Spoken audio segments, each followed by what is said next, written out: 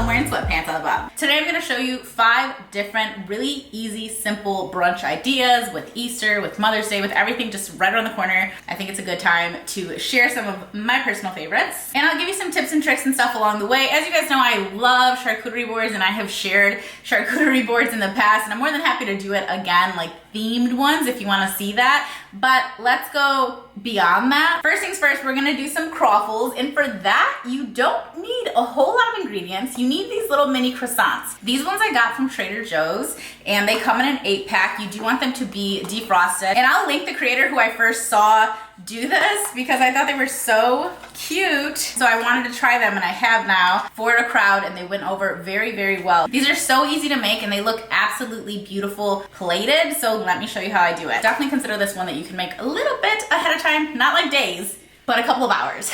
You will need a waffle maker. It doesn't have to be this one. If you have the little mini one, that'll work. It'll just take you a little bit more time. Now, before the gloves police comes for me, I do have gloves that I love using all of the time, and they are these safe skin ones in a medium. If you do not have very big hands, do not get the large. They will fly off, especially if you use them for sourdough. But lesson learned, I get these ones online. The kids use them, I use them, whatever. If anytime we're cooking, I like to use those. I also try to make sure I don't have anything on my wrists, including my watch. And I always have my hair tied back. Personally, I think it's just more clean to wash your hands and use your hands. That being said, you have to take into consideration, like, I'm holding this box. Well, everybody was holding this box, right? This box got to my hands through a bunch of other people's hands. So I wouldn't go from holding the box to pulling it out to putting it in. I would use something like a pair of tongs to do that. But I would rather wash my hands than use gloves. However, there are certain things where I go straight for the gloves. Do whatever you want to do, okay? All right, my waffle maker is nice and hot. So we're gonna go ahead and start putting these on there. They have to be defrosted. If they're not, you're gonna struggle a little bit. This is what they look like straight out of the package. And I found personally that if you smush it down just a little bit before you put it in the waffle maker, it cooks way better and you don't end up with that doughy center. So I'm just gonna give it a little smush before I line my waffle maker with them. And I can definitely do 2, sometimes 3 if I'm being a little impatient. And they take about 4 minutes to cook. You'll see when they're ready. They get browned up. Okay, we have the last ones going. So I normally eyeball this, but obviously for the sake of sharing with you guys, we are gonna go ahead and measure. I'm gonna do 1 cup of heavy whipping cream. Then we're gonna do a teaspoon of vanilla. And we're just making a stable cream. So we need some powdered sugar. So the Craffles are all out and we want them to cool all the way down. You don't want them hot at all. Make too much of this. It is really good though, so I just keep it in the fridge, but you could have this recipe and you'll definitely have more than enough for your Craffles.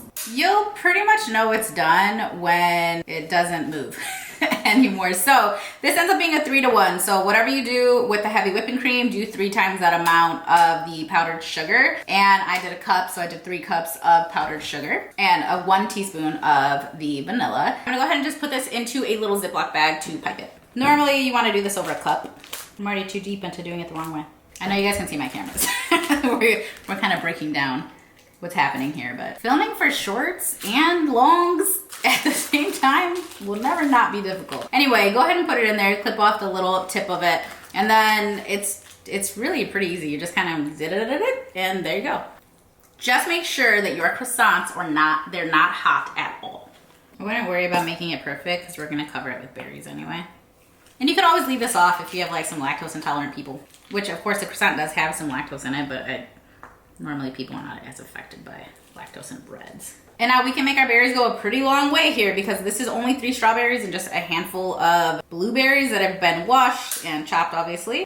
So we're gonna go ahead and decorate the top. Now this part is totally optional. You don't need to do it. I have a kid who does not enjoy blueberries at all, so she's definitely gonna just pick them off. Hopefully the other one will eat it. And you can really put whatever fruit, whatever berries you wanna put on here. Uh-oh, my last ones were a little bit warm still. So you're gonna see that they're melting.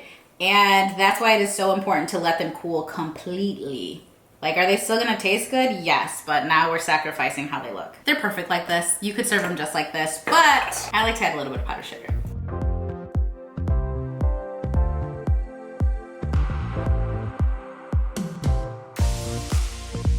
And you could really sit these out at this point because they'll be fine for a while, but I'm gonna go ahead and stick them in the fridge just to keep the cream cold. I love this recipe because it's really easy. It requires no cooking. It's very fresh and it always gets eaten up. Sometimes you just need like that easy thing that you can make ahead of time and keep in your fridge.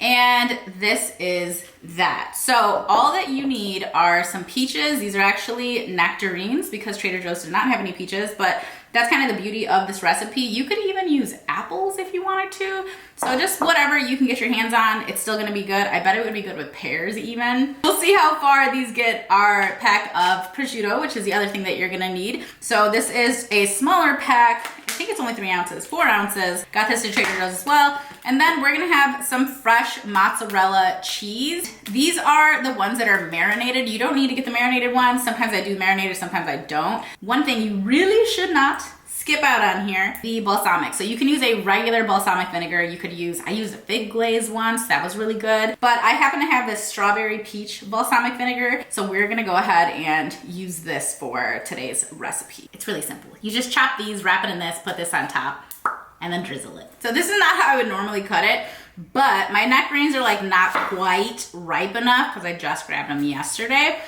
So I'm just gonna show you what you can do if you're in a similar boat, and you can just cut around the pit because it's hard to get.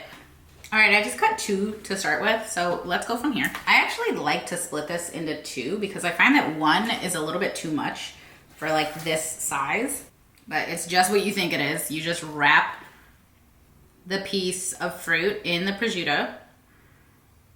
It's perfect, it's beautiful. She's a baby. Let's go ahead and wrap them all. So this pack of prosciutto has 7 slices, which means that we can get 14 out of it. I'm not exactly sure how many mozzarella balls are in there. And this actually works out because some people like the little fatty bit on prosciutto and some people really, really don't. And they end up like spitting it out. There's someone I'm thinking of. Now normally I use little wooden picks, but I cannot seem to find mine. So I'm just gonna use what I have left of these little plastic picks, but whatever kind of pick you have will be fine. Even a toothpick is fine. Just use whatever you have. These ones are actually a little bit long, so it's gonna look kind of dumb, but nobody cares. So what I like to do is use the pick to grab the mozzarella because it's very oily. Now I do love to add a little piece of basil. I think that's really fun. And I just so happen to have a basil plant that is absolutely out of control. Okay, so I'm just gonna rinse and repeat basically. We're gonna grab a mozzarella ball. We're gonna, oh, this basil smells so good, you guys. We're gonna grab our little mozzarella ball, lay your piece of basil over top, and then move it on over. Okay guys, we had one last ball of mozzarella in here and we're just gonna call this one a finder's fee. Now, by all means, if you guys actually got the marinated mozzarella balls, you really don't need to add any more balsamic. That's totally up to you though. Personally, I'm a fan. I like to add a little bit of a flavored balsamic vinegar. So this is a strawberry peach that I got from like a local place. And I think it just really enhances the flavor. I mean, it can be a little bit much for some people, but that's okay. I can be a little bit much for some people, you know what I'm saying? Like, not everything is for everyone.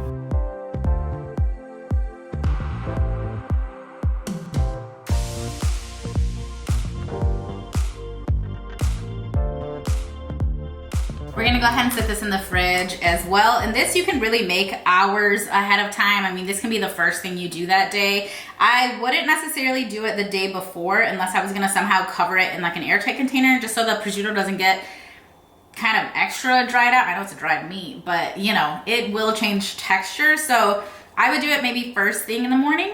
Like if you're having an actual brunch, you know, like a little 1 o'clock situation, 11 o'clock situation, and this will be just fine in the fridge. I have actually invited my parents over now because I'm gonna have all this food. So now I'm actually on a deadline. So let's see what we can get done before they arrive. For this recipe, we're gonna go ahead and preheat our oven to 350. And what you're gonna need is some puff pastry. This has 2 sheets of puff pastry. I'm just gonna make enough for 1 sheet today, but obviously, you know, that would double it. And then you're gonna need some asparagus, and I would highly, highly, highly recommend getting the skinniest asparagus you can possibly find. When I go to the store, there's normally really big honking like fat boys, like 12 spears in a bag, and then you can get a bag that has closer to maybe, you know, 20 plus spears. Definitely go for the thinner one. And then whatever your favorite kind of cheese is, you can go ahead and put that in here. But I like to use Gruyere. I normally just get it already shredded, but I couldn't find it today, so that's okay. We're gonna go ahead and slice this because I don't feel like getting my grater out, and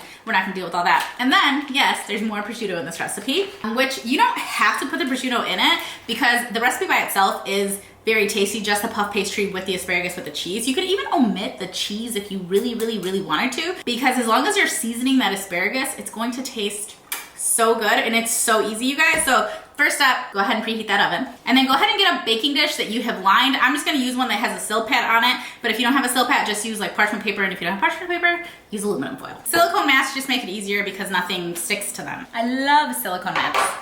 When it's cookie season around here, you guys know how much I love my silicone mats. They're incredible. Does anyone know why bowls get this like terrible look to them, the glass bowls? Is it because I put them in the dishwasher? Okay, I've gone ahead and cut the asparagus. So I'm just gonna drop that into a bowl. And then you just wanna put some olive oil on it, probably about a tablespoon or however much you think you're gonna need. I don't wanna use my hand to mix this. Why? Because it's such a pain in the butt to get oil off. And then we're just gonna go ahead and season it with some salt and some pepper.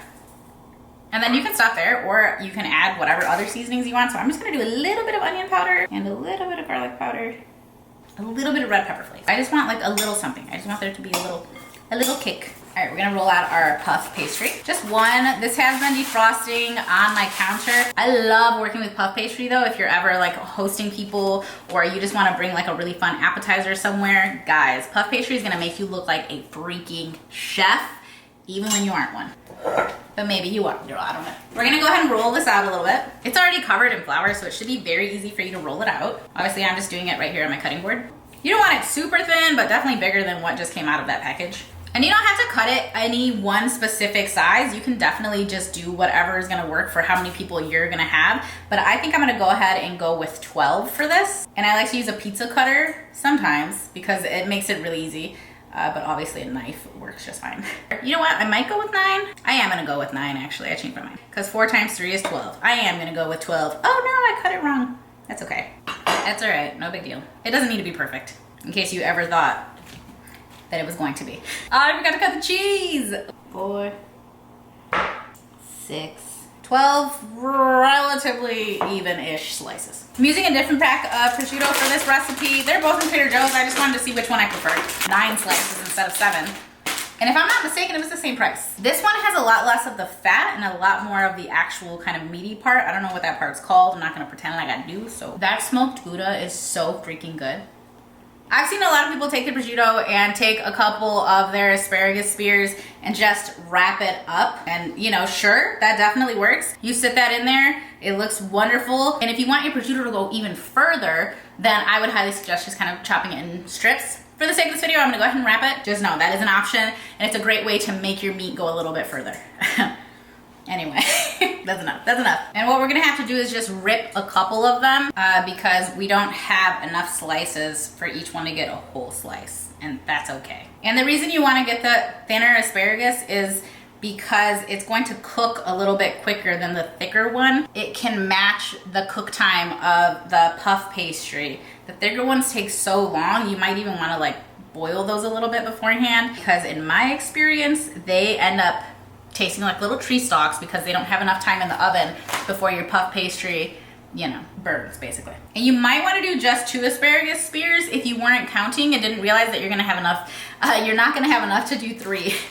Speaking from personal experience, because I don't have enough to do 3 in all of them. The asparagus being seasoned is really clutch in this particular recipe. Okay, now you're just gonna fold one corner over to the other, like you're just tucking it into a little blanket here, basically. And that's it. Put it on your pan. They don't have to be perfect. It's gonna look good, it's gonna taste good, don't worry about it. Unless you're someone who enjoys worrying about things like that, in which case, by all means, make sure your squares are perfect to begin with.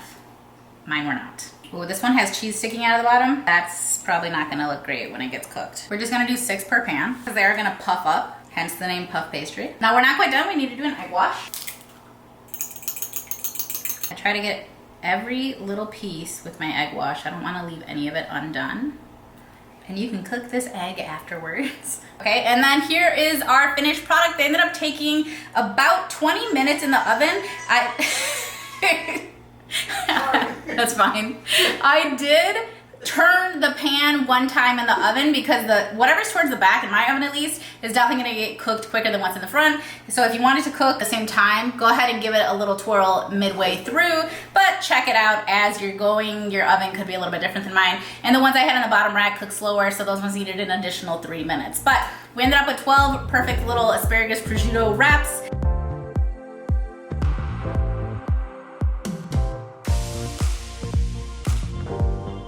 This next recipe is a favorite of mine now. I keep making them. Sometimes I just make them for dinner for the kids. And it involves a pie crust. So this one is from Trader Joe's. This is again in the freezer department. I like the refrigerated ones. I find that the Pillsbury one is actually a little bit thinner, just kind of naturally. This has to be room temperature or at least not frozen anymore. And so we're gonna roll this out a little bit further because we are making mini quiches. Looking at it, you might know why I don't really prefer the Trader Joe's one. And you do need it to be, you know, together. So we're gonna roll this together. And then we're gonna use this little mini muffin pan. So this does have 24 little mini muffins. And if you do it right, this will actually equal exactly 24 little mini quiches. Let's get our rolling pin. Lay these on top of each other a little bit. We're gonna try to make them into one big piece and then we'll take it off of this paper. This dish I really like making when I have people over because it's a little bit heartier. It doesn't require a ton of meat or a ton of anything really because the quiches are so little and it's mostly egg. And depending on what you put in them, girl, these things are so popular. You want it kind of on the thinner side for sure. Let's go ahead and take that off. I got this avocado oil from Thrive Market and it sprays like so intensely. I mean, I like it, but it's like, beware. If you have a cookie cutter the right size, wonderful. If you just have a knife, use what you have, right? But I use these little tiny Sistema containers. I use the lid from this container and it is the perfect circle. I don't use the lid, I use the container. It's the perfect little circle for each little quiche round here. I'm gonna see how many I can make. 16. 3. 4. Now I'm gonna keep this recipe very, very, very simple. We do have our pie crust all filled in right here. I ended up having more than enough for 24. We're gonna use 6 eggs. Sometimes it's just 5. I guess it just depends on the size of the egg, which that makes sense. I have some bacon going behind me, just 2 pieces of bacon. Remember our egg wash from earlier? It's going in here. You can change these up however you want. You can do ham and Swiss, that's so good. You can do bacon and cheddar, which is what we're doing today. You could do all veggie, whatever you would put into an omelet. We've done mushrooms, we've done onions, we've done sausage. Whatever you would put into an omelet, you can put it into these little quiches. Use shredded cheese, use whatever cheese you have. This is 2 slices of cheddar and it's gonna be more than enough. Do about a 1/4 cup of heavy whipping cream. It makes our eggs go a little bit further. It makes them nice and creamy. I've also used milk when I didn't have heavy whipping cream, so that's another option. Now I am gonna season the eggs with salt, pepper, a little garlic powder. Of course, chopping things, like literally the ingredients for the quiches, I will do these the day before and then just store them in a container. Everything will be chopped nice and tiny. I would never be cooking bacon for the quiche the day of. I'm just gonna pour it into a bowl with a napkin. All right, we're gonna let that cool off a tiny bit. Don't be afraid of salt, y'all. That will take your food to a whole new dimension. Sometimes you're like, wow, it's missing something. It's probably salt. It probably just doesn't have enough salt. Unless you're on like a low sodium kick, in which case, live your best life. You want the bits of meat to really be about as small as you can make them because these little compartments are smaller than you realize. Okay, now it's the fun time. You're gonna want a turkey baster. You don't need a turkey baster, but you're gonna want a turkey baster. Okay, so now just go ahead and start filling your cups. Like I said, we're gonna make it easy. I'm just gonna do bacon and cheddar in all of them. And I'm gonna add jalapenos to some. Dude, the pickled jalapenos, wow, they make such a difference. Not regular jalapenos, pickled jalapenos. It just absolutely incredible. Maybe if you're gonna put bacon in all of them, do 3 slices. Originally, I wasn't gonna do bacon in all of them, but it's okay. There's still enough in there. You know what the flavor is. And then do the cheese. And now you're gonna want your turkey baster because it's the easiest way to get the egg mixture out of the bowl without spilling it everywhere. Yeah, sometimes I only need 4 eggs, sometimes 5, sometimes 6. So Today, obviously, we went a little bit more like 6.5, so I have a feeling I might end up with too much, but that's okay. Again, you can just cook it. And the pickle jalapeno you want to put on the top because then everybody knows that that one has a jalapeno in it. Not that it's hot. It's literally not hot at all. Well, I bought the mild ones, so it's mild. If you buy the hot ones, I assume it's hot. Yeah. You know, if you hear background noise, it's the guest of honor. And the chives I'm gonna throw on at the end because I don't know what happens if I throw them on now. But these are ready to go in the oven and it's already preheated from when we made the wraps. So this goes in for about 20 minutes, maybe 18 minutes at 350. You might wanna put something underneath it if you feel like you overfilled, but if you didn't, I'm gonna put something underneath it anyway. I didn't overfill, but I'm gonna do it anyway. And I did end up with too much egg, so I could just throw this in a pan and cook it if I wanted to. The egg bites will puff up in the oven. I'll say that I definitely prefer the refrigerated pie crust. To me, the frozen pie crust, now that I've done this many times, it tends to be a little bit flakier. And if you like a flaky pie crust, definitely try freezer type. But if you want a more uniform, like perfect looking quiche cup, go for a refrigerated pie crust. I don't know why they're so different, but they are. They all taste good. One just has a much flakier, almost like a fall apart type of crust. That's the frozen one. They will puff up. They will puff themselves right back down as soon as you take it out of the oven. Just let them sit for a few minutes and then go ahead and plate it. I threw some chives on top and these are easy peasy. They're still warm, and like I said, if you want to keep them warm longer, put whatever the dish is that you're going to serve them on into the oven at like 150 maybe, and just keep it warm as long as you can. You could also put these into a chafing dish, but I don't know, that might be a little bit more tricky to make sure they don't overcook because it is egg and you don't want it to keep cooking or it'll just dry out.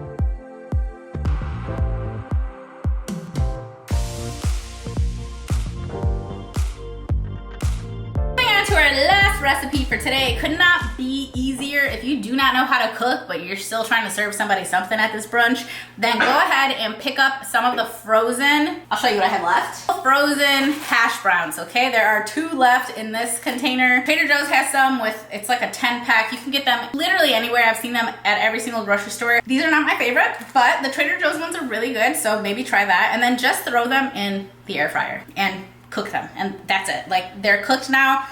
They're plenty salty. It's a pre-done thing. So in order to make this look a little bit more appetizing, which is our goal, we are just gonna top it with some avocado. So this has salt, pepper, a little bit of garlic and onion powder. But besides that, it's mostly just a really nice ripe avocado. Oh, and it does have some like little bits of chopped up onion. You can skip that if you want. Or don't. This is 2 medium avocados. So if you want to do like a whole pack, then I would probably go for 4 avocados. You could even just buy the pre-done stuff if you don't feel like fussing, but I feel like fussing. And then I'm gonna show you how we jazz it up just a little bit. This is obviously a play on avocado toast, except instead of toast, which, you know, that's always fun. This is avocado hash brown. Personally, I think it's a little more fun, a little different. I can't stop eating it like in my own house when I have the ingredients. Obviously, just make sure you season your avocado. Like, don't just throw a regular avocado on there. You could just do it with slices too, but I don't know. It is kind of dicey because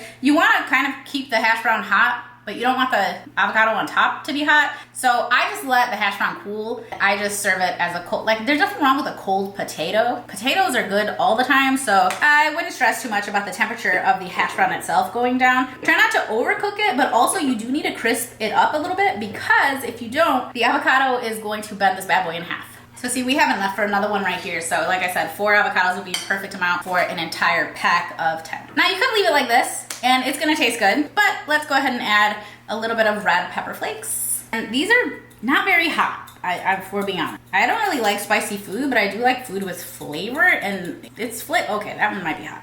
That one got a little out of control. So what I like to add on top, just to make it a little bit special, a little bit different, is some hot honey. This is Mike's extra hot honey, which is a little hotter than I personally like, so we're not gonna go crazy with it, but this does make a nice difference and it gives like this little bit of sweetness, which is really nice. But you could also just do regular honey, or like I said, regular hot honey. Extra hot genuinely is extra hot. I don't know why I ever bought this. Sorry guys, my other camera died. I've gone through like a million batteries. I've been filming all day, so you're just gonna have to get this vertical footage. It's okay, it's okay. I'm doing the exact same thing. That literally looks so good. A lot of hosting a brunch is the presentation of the food. So you want your food to look appetizing, but you also don't want it to be too confusing where nobody can figure out what it is, because then a lot of times they won't eat it. And you can't get around that by simply putting out a little name card of what the food is. But last time I had a brunch, I did not have time for that. I tried to have time for it, but I simply did not. And this is something that you wouldn't necessarily make ahead. You won't make the hash browns ahead, but you could definitely make the avocado ahead if you put it into something airtight, but I wouldn't go too far ahead. I mean, maybe the night before, but you don't want it to start turning brown and looking gross. Let's go ahead and present our food.